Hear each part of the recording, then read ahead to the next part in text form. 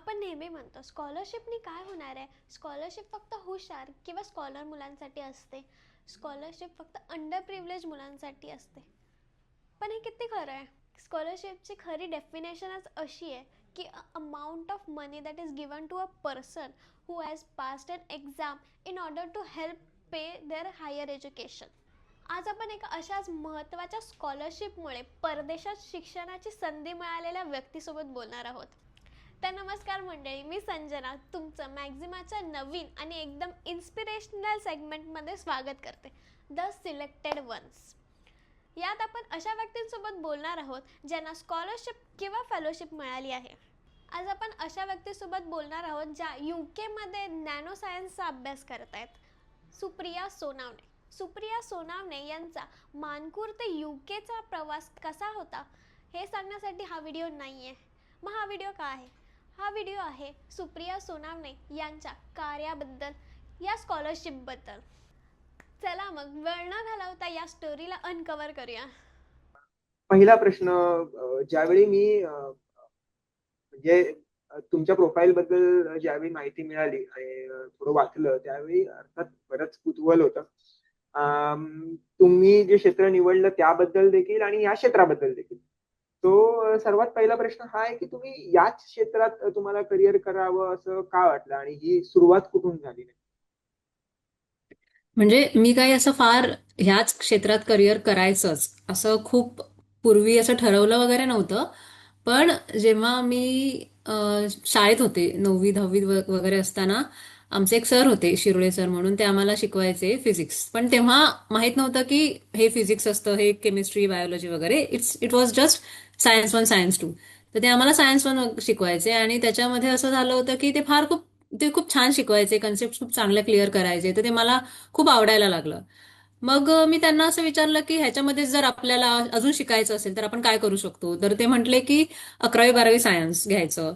आणि मग 11वी 12वी सायन्स घेतल्यानंतर मग मी असा विचार केला की मला एवढं कळलं होतं तोपर्यंत की बॅचलर ऑफ सायन्स आणि मास्टर ऑफ सायन्स करायला हवं. तर मी साधारण की 10वी मध्ये ठरवलं होतं की आपण फिजिक्समध्ये एक मास्टर्स करायला पाहिजे.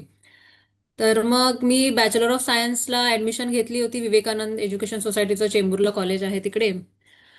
आणि मग त्याच्यानंतर तिथे ऍडमिशन घेतल्यानंतर हळूहळू ट्रॅक आला की आपण म्हणजे आता फिजिक्समध्ये पण बरेचसे वेगवेगळे प्रकार असतात. सॉलिड स्टेट असतं, इलेक्ट्रोडायनामिक्स असतं, त्याच्यानंतर क्वांटम मेकॅनिक्स असतं, क्लासिकल असतं, थिअरॉटिकल असतं. तर मग त्याच्यामध्ये इंटरेस्ट असा जास्त होता की इव्हन स्टॅटिस्टिकल मेकॅनिक्स पण असतं. तर मग त्याच्यामध्ये इंटरेस्ट होता की सॉलिड स्टेट फिजिक्समध्ये आपण काहीतरी जास्त करायला पाहिजे किंवा जास्त शिकायला पाहिजे असं. मग जेव्हा मास्टर्सची वेळ आली होती तेव्हा एक महेश शेट्टी सर म्हणून सर आहेत, विल्सन कॉलेजचे प्रोफेसर आहेत ते फिजिक्स डिपार्टमेंटला. तर मी त्यांना पूर्वीपासून ओळखत होते ह्याच्यासाठी कारण की ते युनिव्हर्सिटी ऑफ मुंबईमध्ये एक ॲस्ट्रोफिजिक्स अँड ॲस्ट्रॉनॉमीचा एक कोर्स शिकवतात. आणि तो कोर्स सगळ्यांसाठी, म्हणजे कोणीही करू शकतो. तो एक ॲमेच्युअर कोर्स आहे. तर असं कोणीही, कोणत्याही बॅकग्राऊंडचा स्टुडंट तो कोर्स करू शकतो. बेसिक ॲस्ट्रोफिजिक्स आणि बेसिक ॲस्ट्रॉनॉमी वगैरे शिकवतात ते. तर मग त्यांची माझी ओळख झाली तिथे. आणि नंतर मला असं कळलं की विवेकानंद कॉलेजचे जे आमचे आत्ताचे सध्याचे HOD आहेत गुलवडे सर, ते त्यांचे मित्र आहेत पूर्वीपासूनचे. तर मग त्यांनी मला सजेस्ट केलं होतं की एक नॅनो सायन्स अँड नॅनो टेक्नॉलॉजीचं डिपार्टमेंट आहे युनिव्हर्सिटी ऑफ मुंबईमध्ये आणि त्यांची एक एंट्रन्स एक्झाम आहे मास्टर्ससाठी. तर तू बघ की तुला फिजिक्समध्ये करू शकतेस किंवा तू नॅनो सायन्समध्ये पण करू शकतेस. तर फिजिक्सचं मला एवढं खात्री होती की फिजिक्स हा जो मास्टर्सचा कोर्स असतो तो पूर्णतः थिअरॉटिकल कोर्स असतो, म्हणजे बऱ्यापैकी आपण परीक्षा देऊन पास होतो तसं. नॅनो सायन्स अँड नॅनो टेक्नॉलॉजीचा जो मास्टर्सचा कोर्स होता तो 3 सेमिस्टर रिटर्न एक्झाम आणि 1 सेमिस्टर म्हणजे 4th सेमिस्टर जी होती ते 3 महिन्याचं पूर्ण प्रोजेक्ट करायचं हा होता. तर मग मी असा विचार केला की वाय नॉट दोन्हीकडे ट्राय करूया, जिथे ऍडमिशन होईल तिथे होईल असं. कारण दोन्हीकडे एंट्रन्स एक्झाम वगैरे होती. तर मग एंट्रन्स दिल्यानंतर मग ऍडमिशन म्हणजे प्रोसेस कुठली लवकर झाली तर नॅनो सायन्स आणि नॅनो टेक्नॉलॉजीची झाली. आणि दोन्हीकडे मेजॉरिटी शिकायला फिजिक्सच होतं असं. तर मग तिथे गेल्यानंतर असं झालं की पहिले 1 2 3 सेमिस्टर वगैरे रिटर्न एक्झाम आणि 3ऱ्या सेमिस्टरला आम्हाला एक लिटरेचर रिव्ह्यू करायचा होता. तो केल्यानंतर जेव्हा तो लिटरेचर रिव्ह्यू मी करत होते, तो डॉक्टर भावेश सिन्हा म्हणून माझे प्रोफेसर आहेत तिकडे, ज्यांच्या अंडर मी सेमिस्टर 4चा डिझर्टेशन केलं होतं. तर मग म्हणजे त्यांच्यासोबत असं जेव्हा लिटरेचर रिव्ह्यू करत होते, तेव्हा असं लक्षात आलं की आपण फिजिक्समध्ये करिअर करण्यामध्येच, म्हणजे फिजिक्स असा खूप वास्ट सब्जेक्ट आहे, मग त्याच्यामध्ये पण नॅनो सायन्स आणि नॅनो टेक्नॉलॉजीमध्ये अजून त्याच्यामध्ये आपण जर डीप गेलो तर एक semi conductors, basically semi conductor industry आपल्याला माहिती आहे की खूप म्हणजे इंडियामध्ये पण त्याचा खूप स्कोप आहे सध्या, आणि पूर्ण जगभरात त्याच्यावरती खूप रिसर्च चालू आहे. आता जे डॉक्टर भावेश सिन्हा जे आहेत, ते डीएसटी इन्स्पायर फॅकल्टी आहेत. तर मग त्यांनी बरेचसे असे प्रोजेक्ट वगैरे केले होते, ज्याच्यामध्ये मटेरियल बेस्ड प्रोजेक्ट्स होते, आणि त्यांना बऱ्याच वर्षांचा एक्सपिरियन्स होता. त्यांचं साऊथ कोरियाचं पोस्टडॉक होतं. तर त्याच्यामुळे त्यांचं असं म्हणणं होतं की म्हणजे मला ते असं सांगत होते की जर तुला प्रोजेक्ट करायचाच असेल तर तू 2 डिमेन्शनल मटेरियल्सवरती प्रोजेक्ट कर, आणि ते पुढे जाऊन म्हणजे साधारण एक येणाऱ्या 10, 15 किंवा 20 वर्षांमध्ये त्याच्यासाठी खूप जास्त स्कोप आहे त्या फील्डला. तो प्रोजेक्ट केला, आणि तो 2D मटेरियल सिंथेसिसचा जो प्रोजेक्ट होता, त्याच्यावरती मी डेझर्टेशन केलं. आणि मग नंतर लक्षात म्हणजे त्याच दरम्यान विचार चालला होता की पीएचडी करायची. आणि मग पीएचडी करण्यासाठी मग मी सरांना असं सांगत होते की सर, माझा विचार आहे पीएचडी करायचा. तर मग त्यांनी मला फार पुश केलं, फोर्स केलं काही म्हणा, पण त्यांनी फार असं सांगितलं की तुला जर पीएचडी करायची असेल तर तू देशाच्या बाहेर प्रयत्न कर, भारताच्या बाहेर प्रयत्न कर, की तुला तिथे मिळत आहे का पीएचडी, तू बघ, तू प्रयत्न तर कर. आता हा विचार जो होता तो मला आधी फार म्हणजे इम्प्रॅक्टिकल वाटला, कारण माझं फायनान्शियल बॅकग्राऊंड वगैरे तसं नव्हतं. पण मग की त्याच्यानंतर मग असं झालं की नाही, आपण 2D मटेरियल्सवरती प्रोजेक्ट करत आहोत, तर मग बघूया की स्कोप त्याचा कुठे कुठे आहे. आणि मग त्या दरम्यान माझ्या लक्षात आलं की ह्याच्यामध्ये आपण सेमीकंडक्टर्सवरती खूप चांगला रिसर्च करू शकतो, आणि अर्थात ती एक सायमल्टेनियसली त्याच दरम्यान भारतामध्ये खूप जास्त इन्व्हेस्टमेंट होत होती सेमीकंडक्टर्स इंडस्ट्रीजसाठी वगैरे. तर मग तेव्हा मी डिसाईड केलं की ह्याच म्हणजे एक्झॅक्टली नॅनो टेक्नॉलॉजीमध्ये किंवा नॅनो सायन्समध्ये जर मला करिअर करायचं आहे तर मग सेमीकंडक्टर्समध्ये करायचं आहे असं. Okay okay. सो मला तुम्हाला असं विचारायचं की सध्या तुम्ही आता जो सेमी कंडक्टर वाला जो मुद्दा रेज केलात ना, तिथे काय सध्या सुरू आहे, आणि तुम्ही ज्या क्षेत्रात करिअर करताय त्याचा कशा प्रकारे या क्षेत्राला फायदा होणार आहे, म्हणजे काय साधारण स्कोप दिसतोय? तुम्ही जो मुद्दा मांडलात की या क्षेत्रात स्कोप असल्यामुळे तुम्ही या क्षेत्रात म्हणजे या दिशेने वाटचाल केली आहे, तर साधारण काय चित्र दिसतंय आणि येणाऱ्या काळामध्ये काय असणार आहे? तर म्हणजे आता येणाऱ्या काळाचं कसं आहे की आपल्याला माहित आहे की भारतामध्ये सध्या खूप जास्त इन्व्हेस्टमेंट होत आहे सेमीकंडक्टर इंडस्ट्रीजमध्ये. साधारण 1600-1700 कोटी रुपयांचे प्रोजेक्ट्स, एक एक प्रत्येक प्रोजेक्ट, इंडस्ट्री बेस्ड प्रोजेक्ट जो आहे तो 1600-1700 हजार कोटींचा आहे. आणि ह्याच्यामध्ये नेमकं काय, तर सेमीकंडक्टर इंडस्ट्री खूप मोठी इंडस्ट्री आहे. म्हणजे आता मी म्हणजे वेफर मॅन्युफॅक्चरिंग पासून, वेफर डायसिंग पासून अगदी ट्रान्झिस्टर मॅन्युफॅक्चरिंग पर्यंत किंवा ट्रान्झिस्टर फॅब्रिकेशन मॅन्युफॅक्चरिंग पर्यंत ही वास्ट इंडस्ट्री आहे. आणि एकाच ठिकाणी आपण सगळ्याच प्रोसेस करू शकतो का, तर नाही करू शकत, असं आहे. तर वेगवेगळ्या इंडस्ट्रीज असतात. आपण सुरुवात करूया की सध्या आपण सिलिकॉन वेफर्स जास्त सिलिकॉन डायऑक्साईडचे वेफर्स यूज करतो. त्याच्यानंतर बरेचसे वेगवेगळ्या टाईपचे आहेत. गॅलियम आर्सेनाइड वेफर्स आहेत, इंडियम सेलेनाइड वेफर्स आहेत, सफायर आहे. तर बऱ्यापैकी हे वेफर्स म्हणजे बेसिकली काय, एक बेस जो वेगवेगळ्या मटेरियल्स पासून बनवलेला असतो, आणि ज्याच्यावरती आपण फॅब्रिकेट करणार, आपल्याला ओहोमिक्स म्हणा किंवा ट्रान्झिस्टर्स म्हणा असं. त्याच्यानंतर म्हणजे हे मॅन्युफॅक्चरिंग झालं, हे वेफर बनवण्याचं मॅन्युफॅक्चरिंग. त्याच्यानंतर आपण समजा 6 इंचाचा, 2 इंचाचा, 3 इंचाचा जर वेफर असेल, तर त्याच्यामध्ये आपल्याला त्याचं डायसिंग पण करावं लागतं. प्रत्येक पूर्णच वेफर आपण, तो सर्क्युलर असतो ना, तर पूर्ण वेफर आपण कदाचित यूज नाही करू शकत. तर मग त्याचं डायसिंग म्हणजे त्याचा वेगवेगळ्या सायझेसमध्ये त्यांना कट करणं, ती एक वेगळी इंडस्ट्री झाली. त्याच्यानंतर त्याचं फॅब्रिकेशन करणं, त्याचं क्लिनिंग करणं, आणि त्याचं पॅकेजिंग करणं. पॅकेजिंग नंतर सुद्धा जेव्हा ऍक्च्युअल फॅब्रिकेशन होतं, त्या फॅब्रिकेशनचं पॅकेजिंग करणं, म्हणजे जेव्हा त्याच्यावरती फॅब्रिकेशन म्हणजे ट्रान्झिस्टर फॅब्रिकेट होऊन जातात, तेव्हाचं फॅब्रिक तेव्हाचं पॅकेजिंग, त्याच्यामध्ये आम्ही गॅलियम सेलेनाइड वरती काम करत आहोत.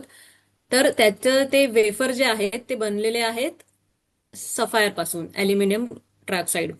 तर सफायर वेफर हा ट्रान्सपरंट असतो, त्याच्यावरती गॅलियम सेलेनाइड आहे. आणि आम्हाला ते गॅलियम सेलेनाइड वातावरणाला एक्सपोज होऊ द्यायचं नव्हतं बिलकुल. पण जेव्हापासून ते ग्रो झाले म्हणजे जेव्हापासून ते बनलेलं आहे आणि आमच्याकडे ते येईपर्यंत आम्हाला ते एक्सपोज होऊ द्यायचं नव्हतं एन्व्हायरमेंटला, म्हणजे एअर एक्सपोजर अजिबात होऊ द्यायचं नव्हतं. मग त्याच्यासाठी आपण काय काय करू शकतो? मग त्याच्यासाठी आम्ही एक व्हॅक्यूम केसेस ऑर्डर केल्या होत्या. मग त्या व्हॅक्यूम केसेस बनवण्याची पण एक वेगळी इंडस्ट्री असते, म्हणजे त्या व्हॅक्यूम केसेस जस्ट होल्ड करतात वेफर्स असं. तर मग हा हा म्हणजे लक्षात येते का मी तुम्हाला काय म्हणते, की हा बऱ्यापैकी म्हणजे खूप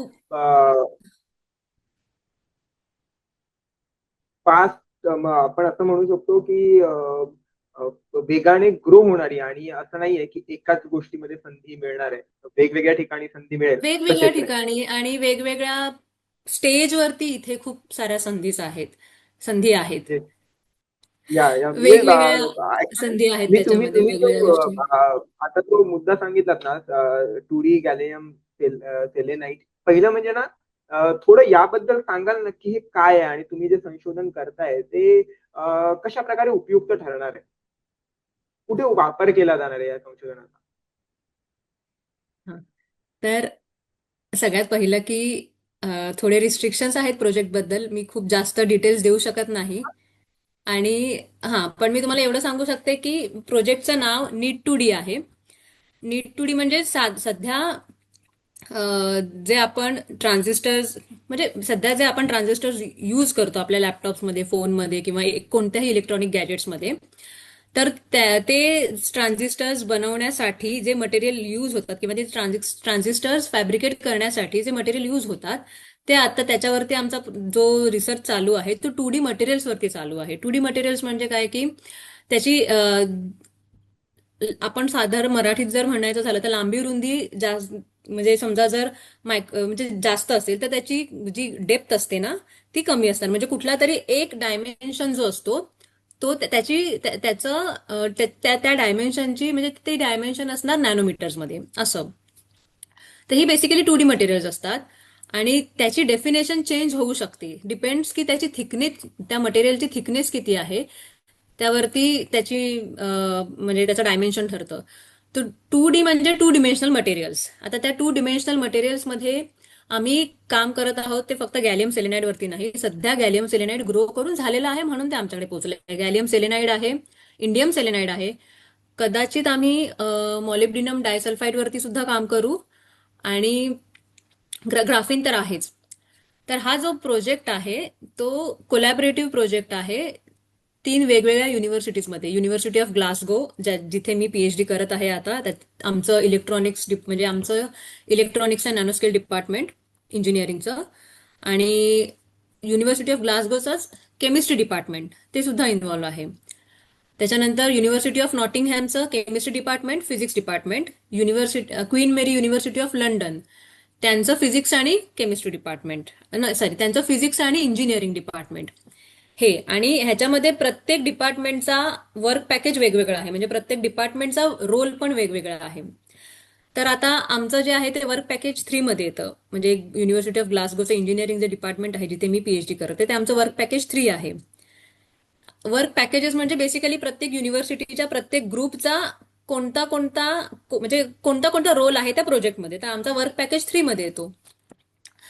तर तिथे आम्ही काय करणार आहोत, हे जे आमच्याकडे ग्रो करून आलेले मटेरियल आहे त्याच्यावरती आम्हाला ट्रान्झिस्टर्स फॅब्रिकेट करायचे आहेत. मला हे सांगायला आवडेल की हा जो प्रोजेक्ट आहे हा खूप मोठा प्रोजेक्ट आहे, म्हणजे साधारण माझ्या पीएचडी पेक्षा मोठा आहे. म्हणजे माझी पीएचडी साधारण 3 वर्षाची आहे आणि प्रोजेक्टची ग्रांटच 5 ते 6 वर्षांची आहे, असं आहे. तर पण ह्याचं सांगायची ही गोष्ट आहे की ह्याच्यामध्ये खूप साऱ्या अपॉर्च्युनिटीज आहेत, हे पण मला सांगायला आवडेल. आणि अपॉर्च्युनिटीज म्हणजे काय की ज्यांची ऑलरेडी पीएचडी झालेली आहे आणि ज्यांना पोस्ट डॉक्टरल रिसर्च करायचा आहे, किंवा ज्यांना पीएचडी करायची आहे, किंवा ज्यांना ऍज अ ट्रेनी म्हणून काम करायचं आहे, अशांसाठी खूप सारे ऍडव्हर्टाइजमेंट येतील आणि त्या लिंक्डइनवर तर पोस्ट होतीलच. पण आमच्या प्रोजेक्टची एक वेगळी वेबसाईट लॉन्च होणार आहे कदाचित मे किंवा जूनच्या दरम्यान. म्हणजे आता त्यांचं प्रोटोटाईप वगैरे काम चालू आहे, पण ती वेबसाईट येईल, त्याचं नाव Need2D असंच आहे. आणि त्याच्यावरती मग रेग्युलरली आम्ही काय रिसर्च करतोय, त्याच्यानंतर कोणत्या कोणत्या फॅसिलिटीज आहेत, कोणते कोणते लोक इन्व्हॉल्ड आहेत, कोणते प्रोफेसर्स आहेत, RA म्हणजे रिसर्च असोसिएट किंवा रिसर्च असिस्टंट कोणकोणते आहेत, PhDs कोणते आहेत, आणि अपॉर्च्युनिटीज कोणकोणत्या आहेत, म्हणजे जॉब अपॉर्च्युनिटीज ज्या आहेत त्या कोणत्या कोणत्या आहेत, आणि पब्लिकेशन्स, आणि म्हणजे अशा बऱ्याचशा गोष्टी. तो म्हणजे तुम्ही ज्यावेळी ते कोलॅबोरेटिव्ह रिसर्च आणि त्या सगळ्याबद्दल सांगत होता, त्यावेळी माझ्या डोक्यात फक्त एकच गोष्ट चालत होती, की एकीकडे सध्या तुम्हाला माहित म्हणजे कल्पना असेल त्याची, की जागतिक युद्ध सुरू आहे आणि त्यामध्ये जग दोन बाजूला डिवाइड होतं की काय, अशी परिस्थिती आहे. आणि कोण बरोबर कोण चुकीचा यामध्ये वाद सुरू आहेत. आणि त्या ह्याच्यामध्ये ही गोष्ट फार महत्वाची आहे की कोणीही एकटं काही करू शकत नाही. म्हणजे जितकं कोलॅबरेटिव्हली तुम्ही गोष्टी कराल तितकं जग म्हणून तुम्ही पुढे जाल.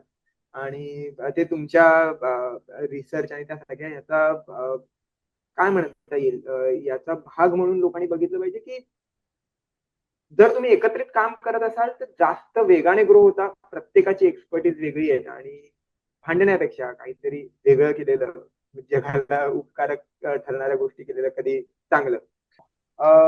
सो मॅडम, पुढचा प्रश्न मला फक्त यालाच कनेक्टेड आहे, कारण की तुम्ही इतक्या संधी सांगितल्या, म्हणजे तुम्ही सांगत होतात मला नोट डाऊन करायला वेळ नव्हता मिळत.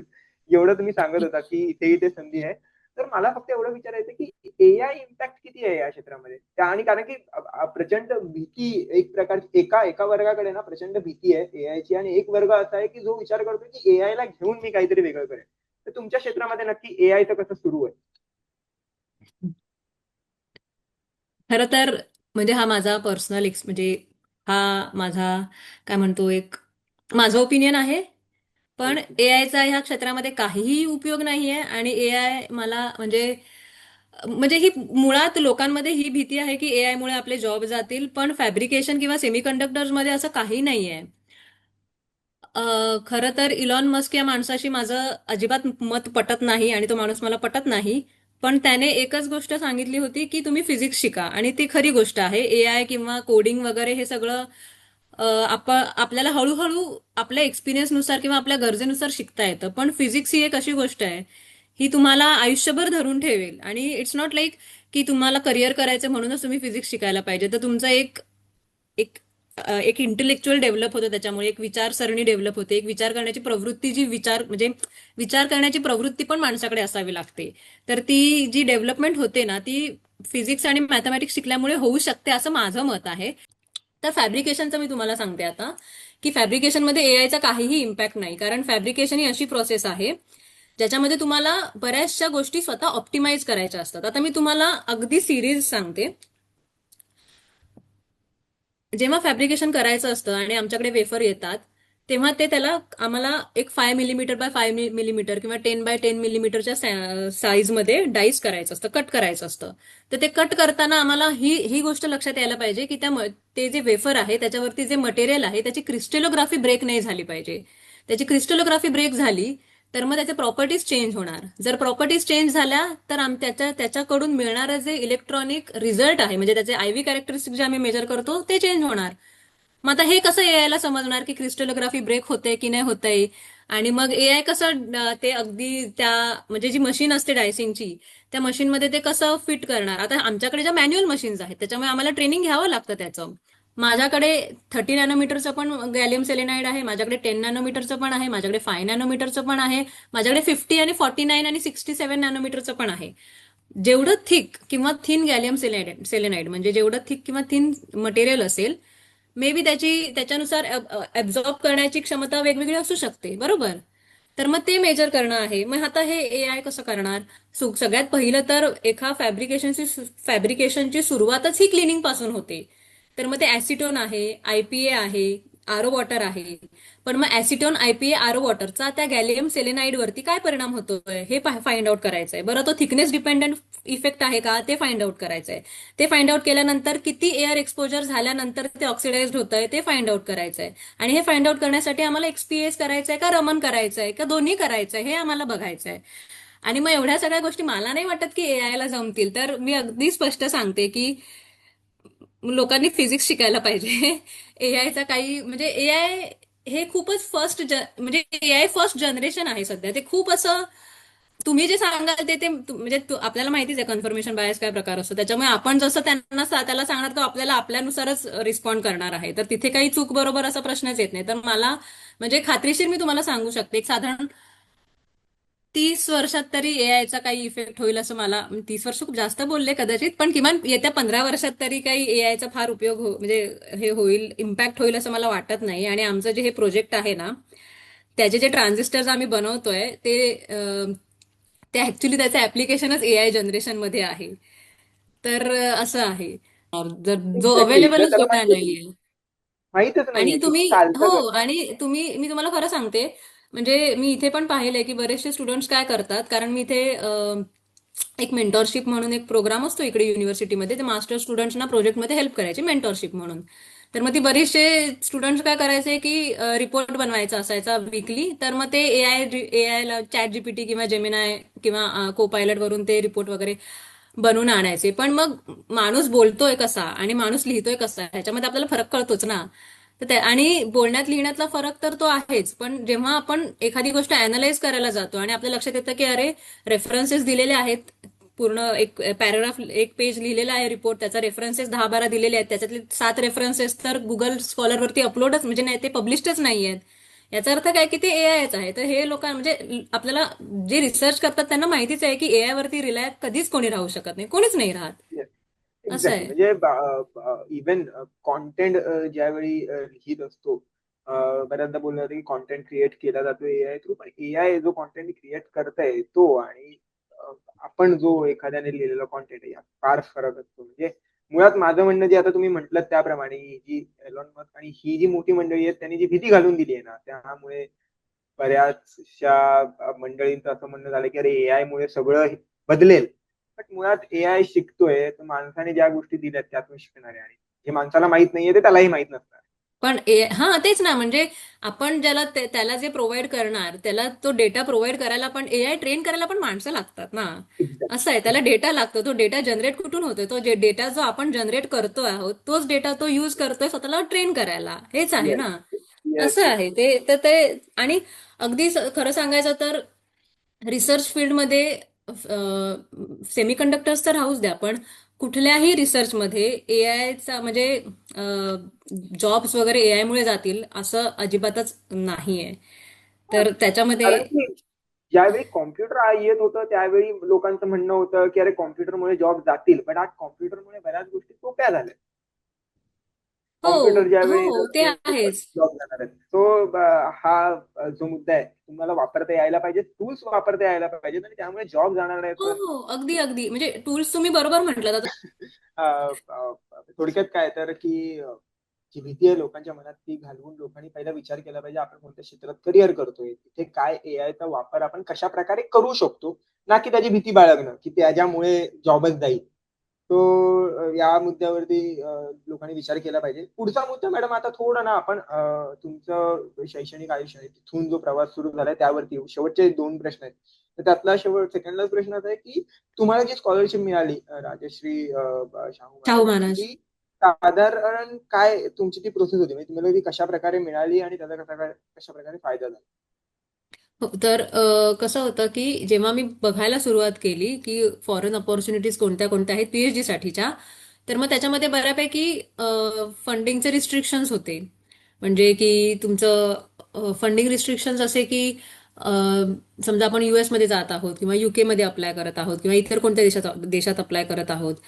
तर जे ग्रुप आता आपल्याला जेव्हा अप्लाय करायचं असतं तेव्हा आपण जो म्हणजे माझ्या दृष्टिकोनातून मी सांगते की जो मी मास्टर्सला प्रोजेक्ट केला त्याच्याशी रिलेटेडच मी सगळे प्रोजेक्ट्स बघत होते, त्याच्याशी रिलेटेडच मी ग्रुप शोधत होते, त्याच्याशी रिलेटेडच मी प्रोफेसर ज्या त्या फील्डमध्ये जे प्रोफेसर काम करत आहेत ते मी शोधत होते. तर मग तिथे असं लक्षात आलं की बऱ्यापैकी फंडिंग अपॉर्च्युनिटीज कमी आहेत ज्या युनिव्हर्सिटीकडून किंवा गव्हर्नमेंट फंडेड म्हणजे समजा युके फंडेड किंवा युएस फंडेड अशा ज्या अपॉर्च्युनिटीज आहेत त्या कमी आहेत. आणि मग हळूहळू लक्षात आलं की मग जसं जसं जसं मी जास्त माहिती घेऊ लागले तसं मला लक्षात आलं की आपलं भारतीय म्हणजे भारत सरकार आणि महाराष्ट्र सरकार म्हणजे महाराष्ट्र शासन दोन्हीची समाज कल्याण विभागाची स्कॉलरशिप असते. गव्हर्नमेंट ऑफ इंडियाची असते NOS, नॅशनल ओव्हरसीज स्कॉलरशिप. आणि महाराष्ट्र शासनाची असते राजश्री शाहू महाराज परदेश शिष्यवृत्ती असं. अजून एक स्कॉलरशिप आहे जी अल्पसंख्याकांसाठीची आहे, म्हणजे मायनॉरिटी स्कॉलरशिप आहे. त्याचं नावच मायनॉरिटी स्कॉलरशिप आहे असं. आणि मग ह्याच्यामध्ये इन्क्लूड काय काय असतं, तर आपलं एअर तिकीट म्हणजे एअर फेअर जातानाचा, म्हणजे पहिल्यांदा जो भारतातून आपण जो येतो, म्हणजे भारतातून दुसऱ्या देशाचा जो प्रवास करतो, तो प्रवासाचं तिकीट, कोर्स पूर्ण करून झाल्यानंतरच्या प्रवासाचं तिकीट, राहण्याचा जो काही खर्च असतो म्हणजे लिव्हिंग एक्सपेन्स जो असतो तो, आणि त्याच्यानंतर एक पुस्तकांसाठीचा एक पुस्तकं किंवा आपल्याला काही झेरॉक्स किंवा बाइंडिंग वगैरे जे काही करायचं असेल त्याच्यासाठीचा एक वेगळा खर्च त्यांनी ठेवलेला असतो. आणि सगळ्यात महत्वाचं म्हणजे आपलं जे ट्युशन असतं ते त्याच्यामध्ये कव्हर होतं. कारण तुम्हाला माहिती आहे की फॉरेन म्हणजे इथे खूप जास्त ट्युशन असतं, म्हणजे ट्युशन फी खूप भयंकर. माझीच ट्युशन फी जवळजवळ 33 लाख रुपये एका वर्षाची. त्याच्यामुळे ट्युशन कव्हर होणं फार गरजेचं. मग ते पूर्णतः तो खर्च शासन उचलतं, म्हणजे गव्हर्नमेंट ऑफ महाराष्ट्राची स्कॉलरशिप असेल तर ते खर्च करतात, किंवा भारत सरकारची स्कॉलरशिप असेल तर ते खर्च उचलतात असं. आता मला जी स्कॉलरशिप आहे ती राजश्री शाहू महाराज स्कॉलरशिप आहे ना, त्याचं लोकमतमध्ये वगैरे म्हणजे एक ऍड येते की अशी अशी स्कॉलरशिप देण्यात येणार आहे. तर मग जे विद्यार्थी आहेत ज्यांना म्हणजे जे अप्लाय करू शकतात विद्यार्थी असं. आणि मग त्याच्यानंतर मग मी ते अप्लाय करण्यासाठी मग मी बऱ्याच लोकांना म्हणजे असं तिथे गेले, माहिती घेतली त्याची. मग असं कळलं की मला ज्या युनिव्हर्सिटीकडून पहिल्यांदा ऑफर लेटर मिळालं होतं त्याचा जो रँक होता तो 100च्या वरचा होता, म्हणजे साधारण 120 122 असा काहीतरी रँक होता. आता रँक म्हणजे काय की प्रत्येक युनिव्हर्सिटीचा एक QS रँकिंग असतं, आणि त्या प्रत्येक अकॅडमिक इयरचं वेगवेगळं असतं, म्हणजे 2025चं वेगळं, 2026चं वेगळं, 2027चं वेगळं. तर ते जे QS रँकिंग असतं, तर त्या QS रँकिंगनुसार आपल्या युनिव्हर्सिटीचा रँक किती आहे ते ठरतो, आणि त्या रँकनुसार म्हणजे तो रँक मॅटर करतो जेव्हा आपण स्कॉलरशिपला अप्लाय करतो. तर मला असं लक्षात आलं की माझ्या जी अगोदरची युनिव्हर्सिटी होती त्याचा रँक खूप जास्त होता, म्हणजे 100च्या वर होता. तर तिथे चान्सेस कमी होते स्कॉलरशिप मिळायचे. तर मग मी हळूहळू म्हणजे जेव्हा माहिती घेत गेले तेव्हा माझ्या लक्षात आलं की एक कोर्सेस करिअर्स अँड काउन्सिलर्स नावाचं एक म्हणजे असं प्लॅटफॉर्म आहे. आणि तर ते निर्वेद सर आणि सुटे सर म्हणून, म्हणजे निर्वेद सुटे आणि हेमंत सुटे म्हणून हे असे दोन सर आहेत जे ते रन करतात बेसिकली. आणि तर त्यांचा मला कॉन्टॅक्ट मिळाला, त्यांचा इंस्टाग्रामवरून मला कॉन्टॅक्ट मिळाला. आणि मग त्यांना मी जेव्हा कॉन्टॅक्ट केलं तेव्हा ते मला म्हणाले की तुला साधारण अशा युनिव्हर्सिटीमध्ये अप्लाय करावं लागेल ज्यांचा रँक 100च्या आतमध्ये असेल, कारण स्कॉलरशिपचा जो चान्स असतो मिळायचा, तर कॉम्पिटिशन खूप जास्त असते. आणि म्हणजे कॉम्पिटिशन एवढी जास्त आहे की अप्लाय करणारे बरेच विद्यार्थी असतात, पण आहेत स्कॉलरशिप फक्त 75च. तर मग त्या 75 मध्ये पण असं आहे की बायफर्केशन आहे की आर्ट्सला एवढ्या, ह्युमॅनिटीजला एवढ्या, लॉ साठी वेगळ्या, मेडिसिन म्हणजे मेडिकल जे शिकायला जातात ना, मेडिसिन शिकायला जातात, मग त्याच्यामध्ये डेंटल वगैरे आलं त्याच्या वेगळ्या. परत त्याच्यामध्ये असं पण आहे की मास्टर्स आणि PhD साठीच्या पण वेगळ्या, म्हणजे मास्टर्ससाठी काही वेगळे अलॉट केलेले आहेत, आणि PhD साठी तर PhDच्या फक्त 3 का 5च आहेत स्कॉलरशिप असं आहे. तर मग त्याच्यामध्ये म्हणजे त्याच्यामध्ये पण सायन्सेस आणि इंजिनिअरिंग असासाठीचा वेगळा, PhD साठी असं बायफर्केशन आहे त्याचं. मग ते कॉम्पिटिशन खूप जास्त असल्यामुळे कसं आहे की आपल्याला कमीत कमी 100च्या आतमधल्या युनिव्हर्सिटीजना अप्लाय करूनच बघावं लागेल. तर मग जेव्हा मला PhD साठी मी बघत होते तेव्हा मी साधारण एक 100 वगैरे प्रोफेसर्सना, 100-120 प्रोफेसर्सना ईमेल केले होते. त्याच्यापैकी बऱ्याचशा साधारण एक 10 ते 20च लोकांनी मला, म्हणजे प्रोफेसर्सनी रिस्पॉन्स दिला होता. त्याच्यामध्ये पण बरेचसे निगेटिव्ह रिस्पॉन्स होते की त्यांच्याकडे फंडिंग नाहीये, किंवा त्यांच्याकडे स्टुडंट्स ऑलरेडी जास्त आहेत, इंडियन स्टुडंट्स जास्त आहेत, तर मग त्यांना आणखीन इंडियन स्टुडंट्स नकोय. म्हणजे असं नाही की इंडियन स्टुडंट्स नको आहेत, पण त्यांचा एक प्रत्येक प्रोफेसरचा लिमिट असतं की एवढेच स्टुडंट्स तुम्ही गाईड करू शकता. मग ते लिमिट ते एक्सटीड करू शकत नाहीत, किंवा त्यांचा कधी कधी असं होतं की त्यांच्याकडे प्रोजेक्ट्सच नव्हते त्या अकॅडमिक इयरसाठी, त्याच्या नेक्स्ट इयर पासून चालू होणार होते, किंवा साधारण त्याच्या नेक्स्ट इयर पासून चालू होणार होते असं.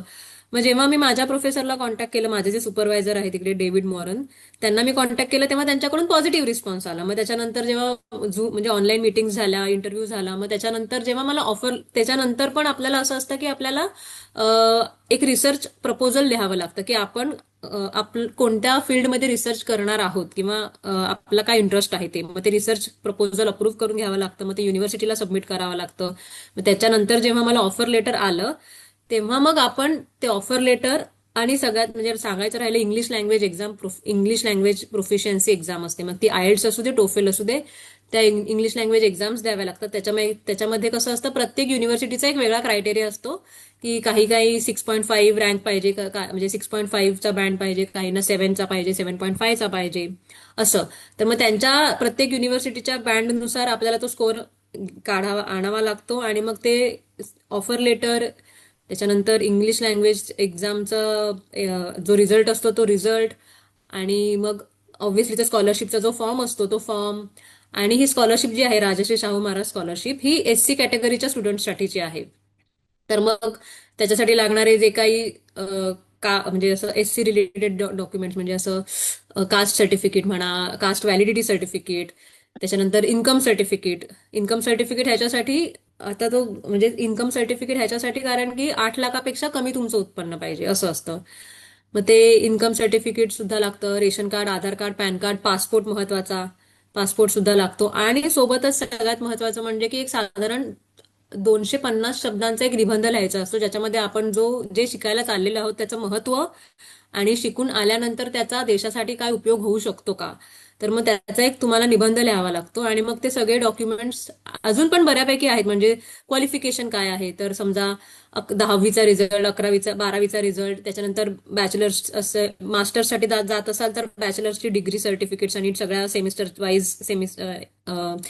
Wise marksheets. त्याच्यानंतर मास्टर्स केलं असेल तर मग त्याचं डिग्री सर्टिफिकेट आणि सेमिस्टर वाईज मार्कशीट. आणि हे सगळं त्यांना घेऊन जायचं, तिकडे सबमिट करायचं. त्याच्यानंतर मग जेव्हा लिस्ट लागते तेव्हा लिस्टमध्ये मग आपल्याला समजतं की आपल्याला मिळालेली आहे की नाही स्कॉलरशिप, असं. आणि ही अशी प्रोसेस आहे स्कॉलरशिपची, पण मग ह्याच्यासाठी खूप पेशन्स लागतात. एक्झॅक्टली. मी आता शेवटचा नाही, एक मला फक्त यातून सुचलेला प्रश्न असा होता की तुम्ही जो आकडा सांगितला 33 लाख ही एका वर्षासाठी ट्युशन फी आहे. समजा सुप्रिया मॅडमना स्कॉलरशिप नसती मिळाली तर मग सुप्रिया मॅडमकडे कोणता मार्ग होता? नाही नाही, मग मी इथे नसते. माझ्याकडे दुसरा कोणता मार्ग नव्हता. कारण की अगदी स्पष्ट सांगायचं झालं तर मी हेवीली डिपेंडंट आहे स्कॉलरशिपवरती. माझं फायनान्शियल बॅकग्राऊंड म्हणजे माझ्या पूर्णच फॅमिलीचं फायनान्शियल बॅकग्राऊंड काही फार असं चांगलं नाहीये. पण स्कॉलरशिप जर नसती मिळाली, कारण मी एकदा ट्राय केलं होतं साधारण 24 मध्ये, आणि त्या वर्षी मला नव्हती मिळाली स्कॉलरशिप. मग तेव्हा मी नव्हते गेले. मग मला ही जेव्हा स्कॉलरशिप 25 मध्ये मिळाली तेव्हा मी इकडे आले, असं. स्कॉलरशिप शिवाय मी इथे नसते. आणि 33 लाखाचं ट्युशन फी दर वर्षाला भरणं म्हणजे साधारण तीन तीन वर्षाचा खर्च किती होतो, मला मला विचार पण नाही करायचा आहे. एवढा खर्च आहे. आणि त्याच्यात अं, प्रत्येक म्हणजे राहण्या बोला. खाण्याचा, घराचं भाडं, आणि म्हणजे नाही का रेंट, इलेक्ट्रिसिटी, वायफाय, आणि आपल्याला भूक तर लागते तर जेवायला लागणारच ते. आणि परत समजा आपण सतत घरात नाही बसू शकत तर कुठे कधीतरी तर बाहेर फिरायला जावंच लागेल. भलेही तुम्ही पायी पायी जा, पण कधीतरी तर जावंच लागेल. मग त्याच्यासाठी थोडाफार जो काही खर्च होतो, मग तो तो खर्च वगैरे हे सगळं आलंच त्याच्यामध्ये. माझा फक्त पुढचा प्रश्न असा होता की जो जो तुम्ही आता जो शेवटचा मुद्दा मांडलात की 33 म्हणजे स्कॉलरशिप नसती तर नष्ट करू शकलात किंवा याच्या आधी तुम्ही अप्लाय केलेला होता. आणि मी जेव्हा तुमचा आर्टिकल पेपरमध्ये वाचत होतो त्यावेळी आणखी एक गोष्ट मला वाचण्यात आली ती म्हणजे तुम्ही जवळपास 100 ईमेल गेले, 100 ईमेल मधून 2 पॉझिटिव्ह रिस्पॉन्स आले आणि त्याच्यामुळे तुम्ही पुढे जाऊ शकतात. अ, जी तरुण मंडळी हा व्हिडिओ बघणार आहेत तर त्यांना तुम्ही संदेश नक्की कसा द्या की बऱ्याचदा ना छोटे अपयश येऊन मंडळी खचतात. तर त्या मंडळींसाठी जे शिक्षणात बेसिकली त्यांना करिअर करायचंय किंवा या कोणत्याही क्षेत्रामध्ये पुढे जायचंय त्यांनी अपयश कशी पचवायची? हा, म्हणजे अपयश कसं पचवायचं ह्याचं नेमकं मी नाही सांगू शकणार. प्रत्येकाची प्रोसेस वेगवेगळी असते, प्रत्येकाची मेंटॅलिटी आणि सिच्युएशन वेगळी असते. पण जेव्हा मला पहिल्यांदा मी स्कॉलरशिपसाठी अप्लाय केलं होतं आणि मला जेव्हा मिळाली नाही, तर तेव्हा मी फार रडले होते. खूप खूप रडले होते. खूप म्हणजे मी खूप रडले होते.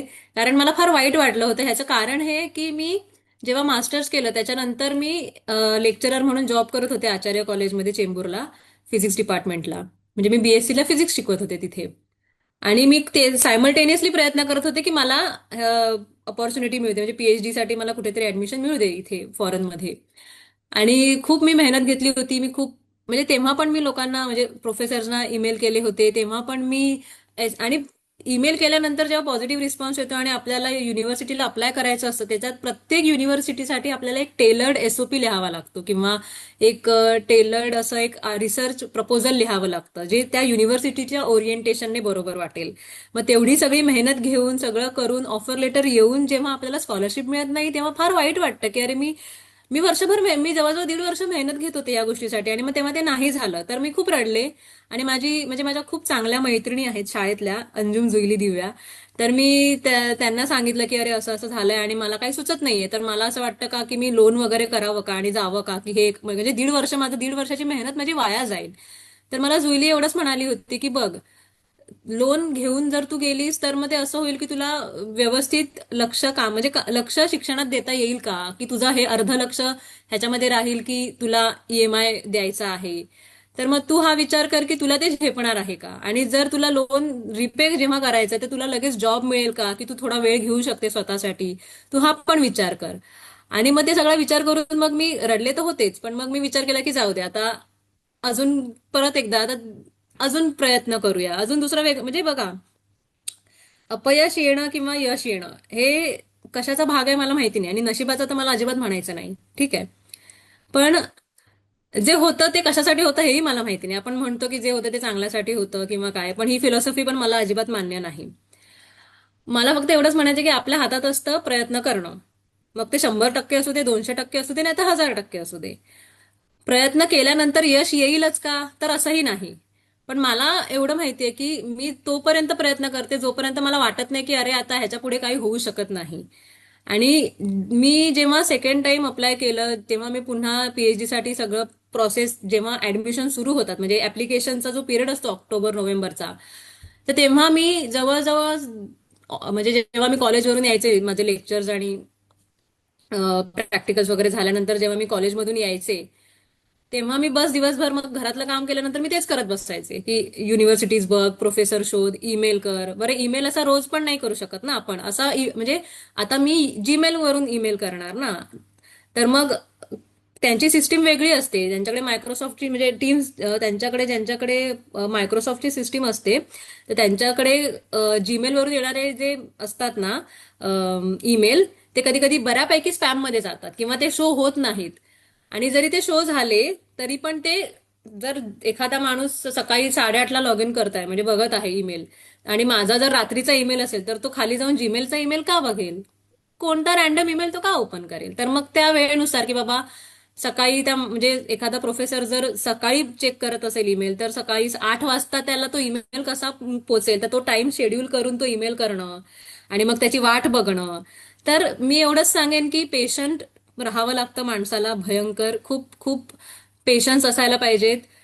आणि एक यश म्हणजे प्रयत्न करत राहायलाच पाहिजे, पण एक कुठेतरी एकदा एका ठिकाणी पोहोचल्यानंतर आपल्याला असं पण आपण make a peace with it, की जर एखादी गोष्ट होत नसेल तर तुम्ही ते एक्सेप्ट करायला पण पाहिजे की ठीक आहे आता नाही होत आहे ना, तर एक अजून दुसरं वेगळं काहीतरी ट्राय करूया, अजून काही होतंय का तर बघूया. तर हे असं आहे. म्हणजे एकतर तुम्ही भयंकर स्वतःला आणि केपेबल बनवण्यासाठी जेवढं तुम्हाला करता येईल तेवढं करायला पाहिजे तुम्ही. म्हणजे असं नव्हतं की ही पीएचडी जेव्हा मला मिळाली तेव्हा मी खूप हुशार होते, मी अगदी ब्राईट स्टुडंट होते. नाही, मी कधीही खूप हुशार नव्हते. मी कधीही पहिली आलेली नाहीये शाळेपासून. जुईली नेहमी पहिली यायची, मी कधीच पहिली आली नाहीये. मी ऍव्हरेज स्टुडंट होते, म्हणजे काय की मी तिसरी वगैरे आले होते, किंवा असं एक एक आपण म्हणतो ना अभ्यासू विद्यार्थी कसा असतो की बाबा मेहनत करायची, अभ्यास करायचा आणि मार्क मिळवायचे, मी अशीच अशीच होते पहिल्यापासून. पण एक अशी आपल्याला एक जिद्द असते की बाबा आपण काहीतरी करायला पाहिजे, काहीतरी वेगळं करायला. आणि वेगळं पण असं म्हणजे खूप काही वेगळं नाही, मला आवड होती म्हणून मी हे केलं. तर मी असं नाही म्हणत आहे की तुम्ही हे करायलाच पाहिजे कारण काही सगळ्यांनी काहीतरी वेगळं करायला पाहिजे, नाही. आपली जी आवड आहे ती करायला पाहिजे. माझी ही आवड होती म्हणून मी हे केलं, तर तुम्ही हेच करायला पाहिजे असं काही गरजेचं नाहीये. पण तुम्ही जे काही कराल त्याच्यामध्ये तुम्ही प्रयत्न करा, करतच राहा, म्हणजे प्रयत्न करत राहा, पेशन्स ठेवा भयंकर. पेशन्स शिवाय दुसरं म्हणजे काहीही नाही. आणि स्वतःला सांगा की ठीक आहे, वेळ घेणं गरजेचं आहे. जर वेळ लागत असेल एखाद्या गोष्टीला तर तो वेळ घ्यावा. आणि जर एखादी गोष्ट नसेल आपल्याला आपल्याकडून होत, किंवा आपल्याला जर एखाद्या पर्टिक्युलर गोष्टीमध्ये यश मिळत नसेलच, तर मेक पीस विथ इट. ठीक आहे, नाही होत आहे ना, दुसरं काहीतरी करू. आणि लोकांचा विचार करायचा नाही. आणि नातेवाईकांचा तर बिलकुल नाही. म्हणजे माझे नातेवाईक जरी बघतील तर ते फार चिडतील. पण पण लोकांचा विचार नाही करायचा. लोकांना म्हणजे अगदी दोन्ही बाबतीत लोकांचा विचार नाही करायचा. दोन्ही बाबतीत कोणत्या? तर जेव्हा एक आपला डाऊनफॉल वगैरे असतो की बाबा आपलं काही होत नाहीये, आणि आपल्याला काही म्हणजे लोकांना आपलं काही होत नाही, आपल्याला माहिती आहे की आपलं काय होतंय, आपण प्रयत्न करतोय आपल्याला माहिती असतं, पण प्रयत्न लोकांना कधीच दिसत नसतात. तर त्याच्यामुळे लोकांना वाटतं का की ह्यांचं काहीच होत नाहीये. मग त्यावेळी पण कधी लोकांचा विचार करायचा नाही. आणि जेव्हा आपलं काहीतरी होतं आणि आपल्याला काहीतरी चांगली ऑपॉर्च्युनिटी मिळते, म्हणजे जसं माझं आर्टिकल फीचर झालं आणि मला बऱ्याच लोकांनी म्हणजे मेसेजेस आणि कॉन्टॅक्ट वगैरे केले की अरे तुझं आर्टिकल आलं वगैरे, ज्यांना मी कधी म्हणजे पर्सनली ओळखत नव्हते अशा लोकांकडून पण मला ते कळलं. पण मग त्याच्याने पण एवढं काही म्हणजे तेवढा त्याचा पण जास्त विचार नाही करायचा, कारण ह्या सगळ्या गोष्टी टेम्पररी असतात. त्याच्यामुळे हेच मी सांगेन की ह्या गोष्टी फार हा. टेम्पररी असतात. प्रयत्न करत राहा, पेशन्स ठेवा. तुमच्या याच्यातून एक गोष्ट आणखी जाणवली ती म्हणजे चांगले मित्र सर्वात महत्वाचे ते शोधा. चांगले मित्र तुमच्या आजूबाजूला असतील तर योग्य मार्गदर्शन तुम्हाला करतील. हो हो, चांगले तो मित्र जो आणि तुम्ही निर्णय. चांगले शिक्षक. मी खरं सांगते, म्हणजे आई वडील तर माझे बऱ्यापैकी, म्हणजे आई वडील बऱ्यापैकी नाही म्हणते, आई वडील माझे चांगले आहेतच. पण चांगले मित्र मैत्रिणी आणि माझे शिक्षक खूप चांगले आहेत. म्हणजे कधीही इतका सपोर्ट म्हणजे मला कधी खरंच त्या बाबतीत काय नशीबवंत मला म्हणायचं नाहीये. पण त्या बाबतीत एक एक एक जमेची बाजू आहे ती माझी, की मला खूप चांगले शिक्षक मिळाले, मला खूप चांगले मित्रमैत्रिणी मिळाले. खरंच त्या बाबतीत मी खूप आभारी आहे, खरंच सगळ्यांचीच. आणि म्हणजे आता इथे वाइंड अप करतो. वाइंड अप करण्यापूर्वी तुम्ही जो शेवटचा मुद्दा सांगितलात ना की अ, अ, अ, आपल्या डाऊनफॉल मध्ये किंवा अपफॉल मध्ये फारसा लोकांचा विचार करायचा नाही. 2 दिवसापूर्वी मी एक ट्विट लिहिलं होतं. मी त्या ट्विटमध्ये असं लिहिलं होतं, आम्ही कसे गरीब आहोत हे सांगण्यात श्रीमंतांना जितकी आवड असते त्याहून अधिक आवड तो प्रवास जाणून घेणाऱ्यांना असते. थोडक्यात गरीब म्हणून जन्माला जन्माला येऊन गरीब म्हणून मेलात तर तुमचे कष्ट कुणाला दिसणार नाहीत ना, त्या कष्टाची कुणाला किंमत दिसणार. तो लोकांचा विचार न करता आपण आपलं आपलं टार्गेट काय आहे त्यावरती विचार केला पाहिजे. आपल्याला कुठे पोहोचायचं बऱ्याच हो गोष्टींचा हो प्रवास हो, घेऊन. अगदी अगदी अगदी. माझा हा क्वेश्चन होता की युके मध्ये पीएचडी करताना फायनान्शियल, मेंटल आणि सोशल चॅलेंजेस म्हणजे काय होतं? फायनान्शियल काय? फायनान्शियल, मेंटल आणि सोशल चॅलेंजेस काय होते? कारण की इकडचं एज्युकेशन आणि तिकडचं एज्युकेशन फरक आहे त्याच्यामध्ये. तर काय चॅलेंजेस होते? फायनान्शियल चॅलेंजेस असं आता म्हणजे माझे बघा, ट्युशन फीचा काही चॅलेंज नाहीये मला, कारण की ते सरकार पे करतं. पण मग जसं आहे की लिव्हिंग एक्सपेन्सेसचं कसं होतं की जेव्हा ही स्कॉलरशिप साधारण सुरू झाली, तर कदाचित मी हे साल चुकीचं सांगत असेल, पण माझ्या जेवढं मी वाचलंय साधारण 2002 मध्ये वगैरे हे चालू झाली ही स्कॉलरशिप. का त्यांचं काहीतरी GR आला होता 2002 मध्ये. तेव्हा त्यांनी ठरवलं होतं की 9,900 पाऊंड दर वर्षाचे, म्हणजे एका वर्षाचे 9,900 पाऊंड असे युके साठी द्यायचे. पण ते 2002 मध्ये ठरलं होतं. आता 2026 आहे आणि तरी पण तीच एक रक्कम आहे. म्हणजे साधारण एक 10.5 ते 11 लाख रुपये वर्षाला मिळतात, जे की आता पुरेसे नाहीत. कारण इथे माझा एका महिन्याचा रेंटच जवळजवळ 80,000 रुपये आहे. आणि इलेक्ट्रिसिटी, वायफाय वेगळं. तर मग असं होतं की ते थोडं स्ट्रगल करावंच लागतं, कुठे ना कुठेतरी पैसे वाचवावे लागतात, असं आहे. आणि सोशल स्ट्रगल असा, म्हणजे सोशल स्ट्रगल असं मला काही इथे फार इकडे भारतासारखं नाहीये खरं, म्हणजे ऑब्व्हियसली मी भारतात नाहीच आहे. तर इकडे मुद्दा हा आहे की इथे मित्रमैत्रिणी होत नाहीत सहसा. कसं? तर मी PhD करते आहे ना, तर आमचे काही क्लासेस वगैरे नसतात, कोणतेही लेक्चर्स वगैरे नसतात. आमचं ज्या प्रोजेक्टसाठी मी आले त्या प्रोजेक्टच्या हिशोबाने माझं ट्रेनिंग आणि माझं APR म्हणजे अॅन्युअल प्रोग्रेस रिपोर्ट आणि रायटिंग वगैरे, त्या ट्रेनिंग त्या प्रोजेक्ट ओरिएंटेडच सगळं आहे. तर मग त्या प्रोजेक्टमध्ये इन्व्हॉल्व जी लोक आहेत किंवा माझा ग्रुप, तेच माझं सर्कल आहे. दुसरं मला असं फ्रेंड सर्कल इथे जास्त नाही, म्हणजे फ्रेंड सर्कल नाहीच आहे. मला इथे मैत्रिणी नाही आहेत. तर मी बाहेर फिरायला वगैरे गेलं तर मी कधी मोस्टली एकटीच जाते, किंवा कोणी म्हणजे असे जे आमचे कलिग आहेत, म्हणजे माझे जे ग्रुप मेंबर्स आहेत, ज्या ग्रुपमध्ये मी पीएचडी करते ना, मग त्यांच्यासोबत वगैरे बाहेर फिरायला जाणं असंच होतं कधीतरी. पण असं इथे स्ट्रगल हा आहे की एकतर खूप एकटं पडल्यासारखं वाटतं, कारण की सोशल लाईफ नाही आहे, आणि इथली सोशल लाईफ म्हणजे फक्त पब्स आहेत. आलं लक्षात? तर तिथे पब्समध्ये जाऊन मग म्हणजे असं ड्रिंकिंग वगैरे, जो माणूस ड्रिंक आणि स्मोक वगैरे करत नाही, किंवा खूप जास्त बाहेरचं खायची वगैरे ज्यांना सवय नाही आहे ना, मग त्यांना फार असं होतं की एकटं पडल्यासारखं, म्हणजे कुठे जाऊ शकत नाही आपण जास्त, असं आहे. आणि गोष्टी एक्सपेन्सिव्ह पण असतात. म्हणजे खाणं वगैरे इथे आपल्यासारखं नाही की चल कुठल्या तरी साध्या रेस्टॉरंटमध्ये जरी गेलो तरी आपण एक 100-200 रुपयामध्ये, नाही आता तर 100-200 रुपये मी कमीच बोलते, पण मग साधारण एक 300-400 रुपये जर आपण कॉन्ट्रो टाकलं तर मग होऊन जाईल आपलं, असं काहीतरी होतं. पण इथे तसं पण नसतं ना, इथे लागतात जवळजवळ 10-12 पाऊंड लागतात एका वेळेला. तर मग असं हे एक स्ट्रगल आहे. दुसरं म्हणजे की ऍक्सेंटचा खूप फरक पडतो. आता जेव्हा इंग्लिश आपण शिकत होतो लहानपणापासून, तर ते आपण इंडियन ऍक्सेंटमध्ये शिकलो. जेव्हा मी आयएल्ट्सचं प्रिपरेशन करत होते तेव्हा मी ब्रिटिश इंग्लिश आणि ऑस्ट्रेलियन वगैरे ऍक्सेंट होत्या, पण स्कॉटिश ऍक्सेंट वेगळी आहे. आणि मी ग्लासगोमध्ये राहते, तर ग्लासवेजियन ऍक्सेंट वेगळी आहे. तर मला इथे ऐकायलाच त्रास होतो इंग्लिश. म्हणजे मला कमीत कमी जर मी एखाद्या माणसाशी बोलत असेल आणि तो काहीतरी नवीन काहीतरी मध्येच बोलला, तर मग माझं असं होतं की हा काय बोलला, आणि मग मला परत त्याला विचारावं लागतं की कुड यू प्लीज रिपीट वगैरे असं काहीतरी. आणि मग त्यांना लक्षात येतं की मला कळलं नाहीये. मग ते जरा थोडं स्लो बोलून सांगतात की बाबा हे असं आहे, असं. एस्पेशली हा त्रास केव्हा होतो, जेव्हा माझं ट्रेनिंग चालू असतं कधी कोणत्या इन्स्ट्रुमेंटवरती, आणि क्लीन रूम मध्ये मास्क आणि सगळं हुड वगैरे घालायचं असतं, पीपी किट घालायचं असतं, त्याच्यामुळे लिप मुवमेंट कळत नाही. आणि मग जर लिप मुवमेंट कळलीच नाही, तर मग जो स्कॉटिश माणूस मला शिकवत आहे, म्हणजे जो ट्रेनी शिकवत असेल तर, आणि तो जर स्कॉटिश असेल, तर बापरे बापरे, मग खूप प्रॉब्लेम होतो की काय बोलतोय माणूस काय नाही. हा एक आहे.